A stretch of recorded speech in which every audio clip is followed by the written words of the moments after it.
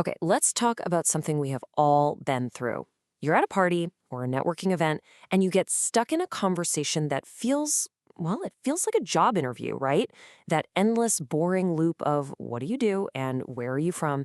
Today, we're going to break down how to escape that trap and actually make your conversations fun and way more engaging. So, this is basically the whole secret right here. It's about a simple but really powerful shift in how we approach people. On the left, you've got the test, the standard questions that honestly put all the pressure on the other person to be interesting. But on the right, we've got the game. It's all about making these playful guesses that invite the other person to play along with you. This tiny change is the key to turning small talk from a total chore into a real connection. All right, first up, let's put a name to this problem. We're calling it the interview trap. And it's exactly what it sounds like, that cycle of asking question after question that, instead of building a connection, can actually make people want to run for the door. And this quote, it just hits the nail on the head, right?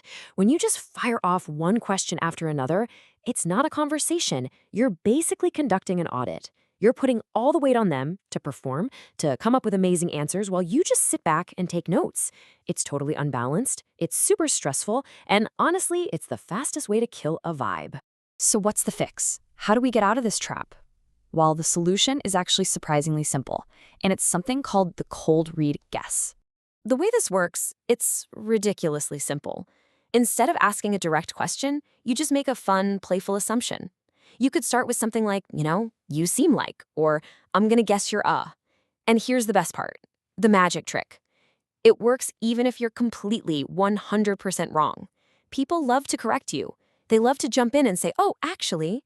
It shows you're paying attention and you're interested enough to, take a shot. So, why is this so powerful? Why does this one little switch work so well? Well, it all comes down to some really basic human psychology. At our core, we're just wired to prefer playing over working. And this is probably the best way to think about it. Asking a direct question is like handing someone a blank piece of paper and saying, here, fill this out. It feels like homework. It feels like a test. But a cold read, that's totally different. That's like you've already started a cool little drawing and you're handing them the pen and saying, hey, what should we add next? It's collaborative, it's creative, and it's way more engaging. It all boils down to what you might call 5-year-old logic. Seriously, think about it. If you ask a little kid, what's your favorite color? That's a test. They have to come up with the right answer. But if you say, I bet your favorite color is blue, their eyes just light up. It becomes a game. They get to either agree with you or excitedly tell you why you're wrong. And guess what? We never really outgrow that. Okay, so now for the really fun part. Let's get practical. We're going to break this down into a simple little playbook. 3 levels of difficulty so you can literally start using this technique the very next time you talk to someone. Let's walk through this playbook. First up, you're going to start on easy mode, the style guess. This is super low stakes. You see someone wearing a cool band t-shirt? You must have great taste in music. Or they've got serious running shoes on? I bet you're training for a marathon. See? Easy. Once you're comfortable, you can level up to medium mode, the vibe guess. This is more about their personality.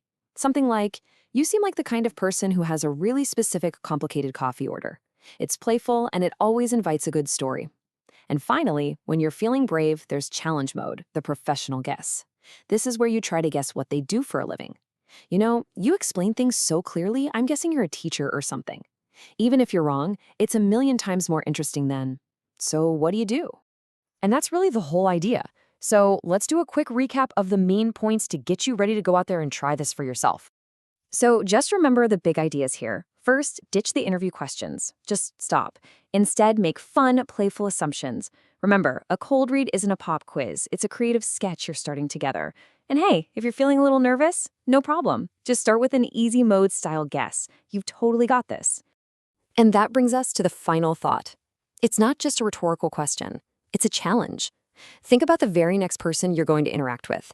Maybe it's the barista, a coworker, or someone new at a party. Who will you cold read today?